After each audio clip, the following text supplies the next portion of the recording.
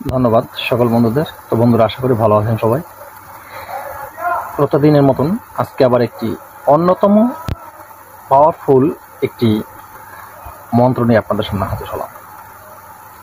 এই মন্ত্রটি হলো গুপ্তধন তোলার জন্য একটি অন্যতম পাওয়ারফুল মন্ত্র। এই মন্ত্রটি অ্যাভেলেবেল আমাদের প্রয়োজন।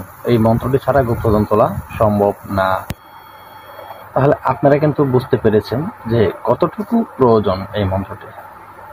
অত্যন্ত গুরুত্বপূর্ণ একটি মন্ত্র। তো বন্ধুরা, এই মন্ত্রটি একটি পাতাল গণ্ডি। আপনারা গুপ্তধন তুলতে গেলে আগে গুপ্তধন কী করতে হবে? গণ্ডি দিতে হবে, তারপরে জাগ্রত করতে হবে, তারপরে তুলতে হবে। ঠিক আছে? তারপর তোলার পরে শোধন করতে হবে। তো আমি একটা একটা করে সব মন্ত্রগুলি আপনাদেরকে দিব। আজকে এই যে পাতাল গণ্ডি, এই পাতাল গণ্ডি যদি না হয় আপনি কিন্তু গুপ্তধন তুলতে পারবেন না। তো সেই পাতাল গণ্ডির যে পাওয়ারফুল মন্ত্রটি, এই মন্ত্রটি কোন নিয়মে আপনারা প্রয়োগ করলে পাতাল গণ্ডি হয়ে যাবে, যেখানে মাল সেখানেই থাকবে, কোথাও সরে যেতে পারবে না। গুপ্তধন কিন্তু এরকম একটা জিনিস, আপনি এক জায়গায় যখন আপনি পরীক্ষা করেছেন, পরীক্ষা করে আপনি দেখেছেন যে এখানে মালটা আছে, কিছুক্ষণ পর কিন্তু মালটা সেখান থেকে জায়গা পরিবর্তন করতে পারে, আর এক জায়গায় চলে যাবে। আর আপনি কিন্তু যখন আপনি পরীক্ষা করে দেখে সাথে সাথে গণ্ডি কেটে দিবেন, তারপরে কিন্তু মালটা আর গণ্ডির বাইরে যেতে পারবে না। পাতাল গণ্ডির নাম। তো বন্ধুরা, কীভাবে গণ্ডি দিবেন, কোন নিয়মে গণ্ডি দিলে আপনারা এই পরিপূর্ণতা, এই সুফল লাভ করতে পারবেন, সেই বিষয়কে আলোচনা করব। তার আগে বলবো যে যারা এখনও আমার চ্যানেলটি সাবস্ক্রাইব করেন নাই, প্লিজ চ্যানেলটি সাবস্ক্রাইব করুন, পাশে থাকা বেল আইকনটি বাজিয়ে নোটিফিকেশন করে দিন, যাতে আমি নতুন ভিডিও আপলোড করার সাথে সাথে সবার আগে আপনার কাছে চলে যায়। তো এই মন্ত্রটি কণ্ঠস্থ আমি একবার বলে দেব, তারপরে নিয়মটি বলে দেব সহজে। মন্ত্রটি হলো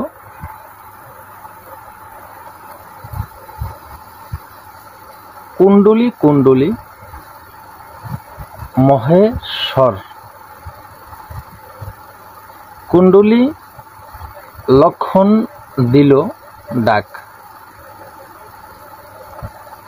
36 কোটি দেবতা আমার এই কুণ্ডলীর মধ্যে থাক। যদি আমার এই কথা ছাড়িয়া যাস, তবে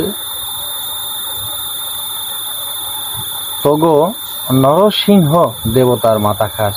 দোহাই সলেমান বাদশার মাথা খাস। দোহাই আল্লাহ, দোহাই আল্লাহ।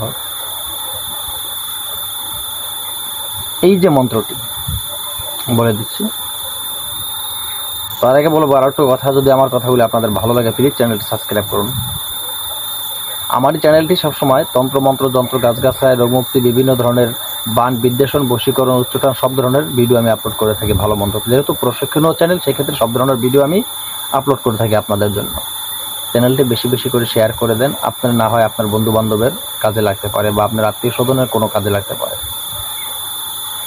তো বন্ধুরা, এই মন্ত্রটি ছিল এ পর্যন্ত। এই মন্ত্রটি আগে আপনাদের মুখস্থ করে নিতে হবে। মন্ত্রটি অমাবস্যা পূর্ণিমায় মুখস্থ করে নেবেন, যে কোনো অমাবস্যা বা পূর্ণিমায় মুখস্থ করে নেবেন।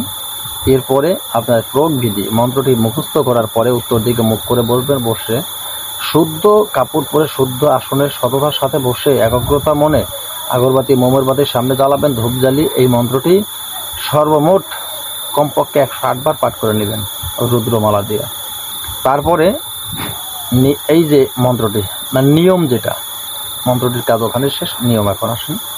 আপনি যেখানে গুপ্তধন তুলতে যাবেন, যেখানে গুপ্তধন আপনি পরীক্ষা করে পেয়েছেন, যেখানে গুপ্তধন আছে, আজকের বলা এই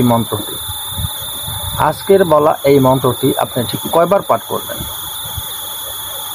আজকের বলা এই মন্ত্রটি 9 বার পাঠ করবেন। আপনি 9 বার পাঠ করে 9টা ফুঁক দিবেন। 9টা ফুঁক দিয়ে আপনি আপনার যতটুকু পর্যন্ত প্রয়োজন মনে করেন, ঠিক আছে, সেই পর্যন্ত আপনি একটি সুন্দর করে গণ্ডি কেটে আসবেন। এখন বলতে পারেন যে গুরুজি, 9টা ফুঁক দিলাম, কোথায় 9টা ফুঁক দিব, কিভাবে গণ্ডি কেটে নিব? হ্যাঁ আছে, সেটা বলে দিচ্ছি। সেটা হলো, আপনি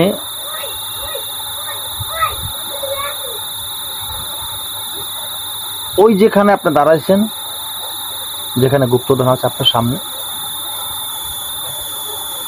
সেই জায়গাটা আপনি ফুঁক যখন দিবেন, আপনি একটু ফুঁক দিয়ে আপনার জায়গাটা আপনি ঘুরে আসবেন এক ফুঁকে, যতটুকু আপনার প্রয়োজন। যেমন আপনি একটা বৃত্ত এখানে একটা ফু দিলেন, এটা মনে গোল বৃত্ত এখানে একটা মনে করেন, এই যে এখানে একটা ফু দেবেন আপনি, একসাথে দিয়ে এভাবে ঘুরে যাবেন যতটুকু আপনার প্রয়োজন। ফু দিয়ে গন্ডি দিতে হবে কিন্তু, ঠিক আছে? আবার ফু দিবেন। গন্ডি কাটা হয়ে গেল। এরপরে আপনি আপনার অন্য মন্ত্র যেটা প্রয়োজন হয় গুপ্তধন জাগ্রত করার মন্ত্র, সেটা পাঠ করবেন। এরপরে গুপ্তধন তোলার মন্ত্র পাঠ করবেন।